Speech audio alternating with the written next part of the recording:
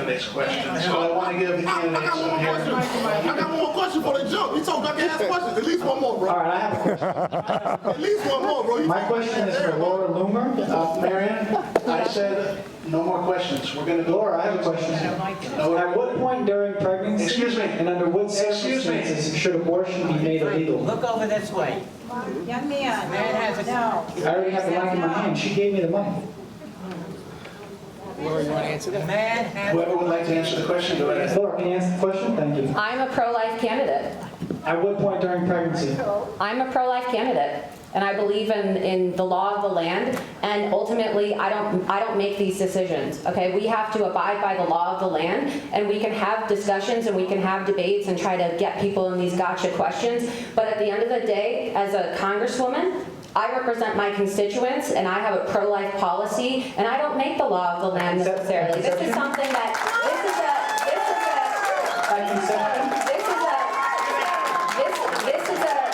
the topic of abortion is a debate that has been, long-standing in our country, okay? And I am pro-life. I'm not here for gotcha questions, okay? Can I answer it? I want to answer that question. I think it's a fantastic question, because when you go up against Lois Frankel, who's practically the #1 abortionist in the country, what do you think she's going to ask? So you have to have a better answer than that. And the bottom line is this. The law of the land is actually a really weak Supreme Court decision. The day that Congress makes any law, that Supreme Court decision will fall. It is Congress's responsibility to say when something like that should be allowed. My personal position is I support the Georgia Heartbeat Bill. I believe it's the most comprehensive bill. I believe it provides an objective standard, and it also, and this is key, it provides support to young mothers who want to have children, and they give them monetary support. It provides support to adoption services. It provides support to helping to find people to adopt the children. It is a comprehensive law that allows us to do more than just say, this is what we want you to do. It says, this is what we believe is right, and we're willing to help you. And that's how we win on that issue. So I have a position on it, and I won't be afraid to tell Lois Frankel what it should be. You got all that extra time from the talk, but I can't answer extra questions. Anybody else want to answer that I just question? wanted you to talk about What people need to understand, right, is you can be pro-life, but be receptive to the fact that this is a district that we need to flip. And, right, this is a D+9 district, and if you want to win the minds and the votes of people, the 150,000 MPAs in this district, you need to be able to listen to them, right? You need to be able to listen to them and have an open discussion instead of being so aggressive and shouting them down like you just did, right? And so, of course, I'm pro-life, and of course I don't, support Lois Frankel receiving funding from Planned Parenthood, but we need to flip this district, and the way that we are going to do that is by going on a listening tour and being receptive to all people, regardless of whether or not they agree with you. And this is why we're in this situation that we are in this country right now, right? We have lost our ability to have civil conversations and accept people's differences in opinion. And the reality is, you're not going to convince every single person in this country to be pro-life. You're just not, right? And I am a pro-life candidate, right? And I assume that everybody on this stage is as well. But the reality is that a lot of your neighbors and a lot of people in this district, obviously, because they voted for Lois Frankel, are not. And as a representative, when I win, I'm going to be listening to everybody, regardless of whether or not we agree on every single issue. And I would hope you would too. Let me rebut.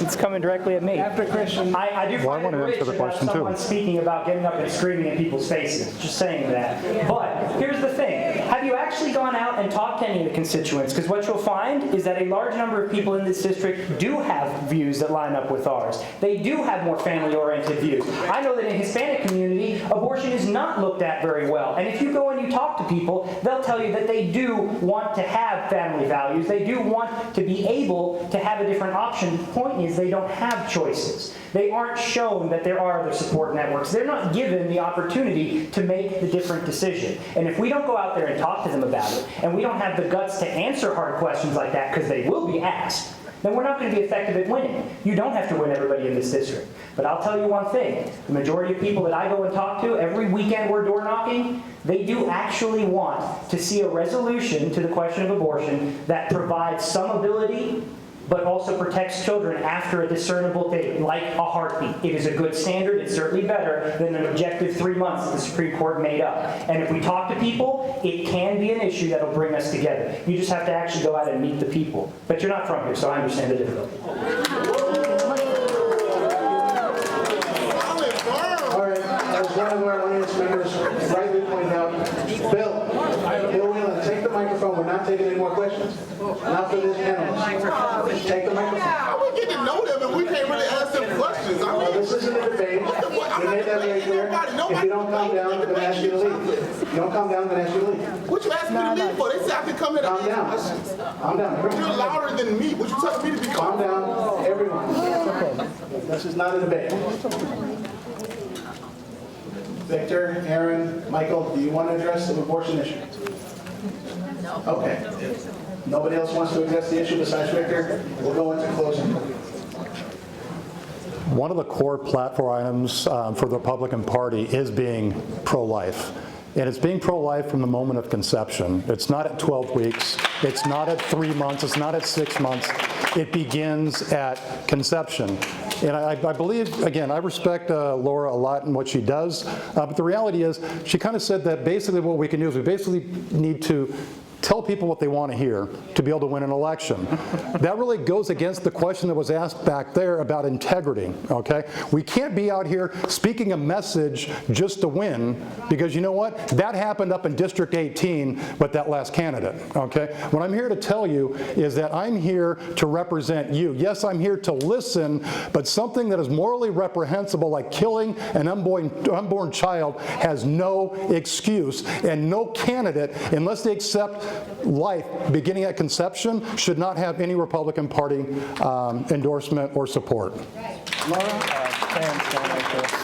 First of all, I never said that I was not pro-life. I simply said that this is a D+9 district, and you would be unwise, very unwise, to assume that we don't need to listen to the 150,000 MPAs and Democrats who may not agree with you on your position. If you want to flip this district, and I assume you don't just want to sit up here and produce negative FEC reports, right? Then you need to listen to people. And I disagree with you, Acosta. I outraised all of you, times 7, and Lois Frankel combined. So I think that people in the district are very receptive.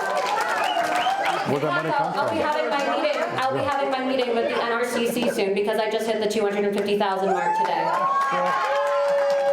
And not only do I have Republicans like you donating to my campaign, and you can say that money isn't important, but it is. Do you think that Nancy Pelosi is going to let President Donald Trump's district go without a fight?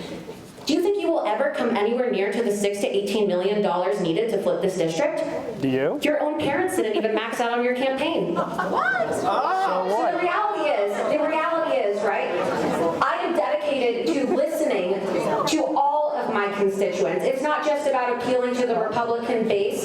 Of course, I would love to have conversations with all of the Republicans, but if you want to be a representative, you need to also represent the people who do not agree with you and the people who do not vote for you at the end of the day. And that's what I am, committed to doing. That is what integrity is about. Well, that escalated quickly.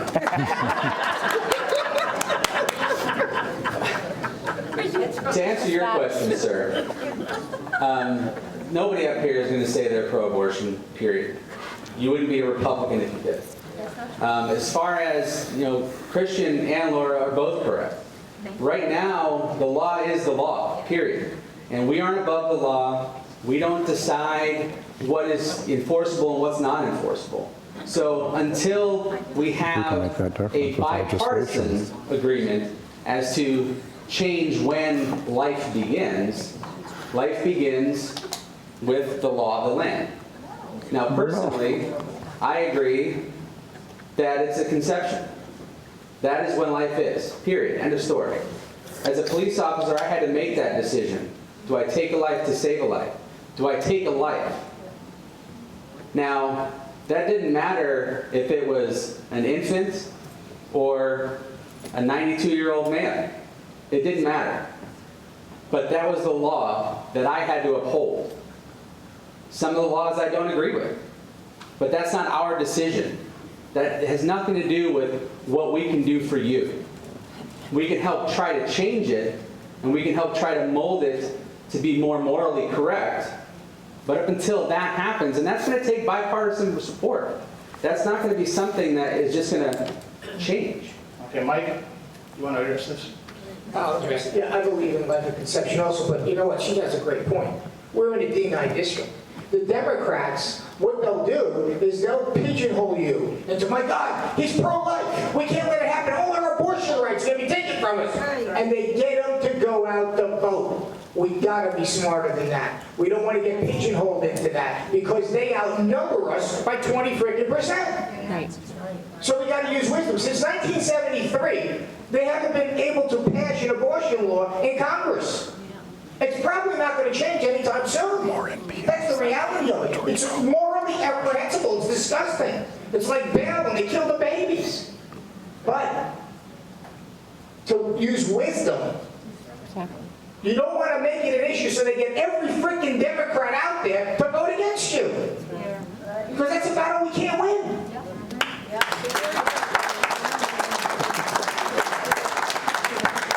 I feel like I'm going to get in trouble if I don't give you your question. So go right ahead.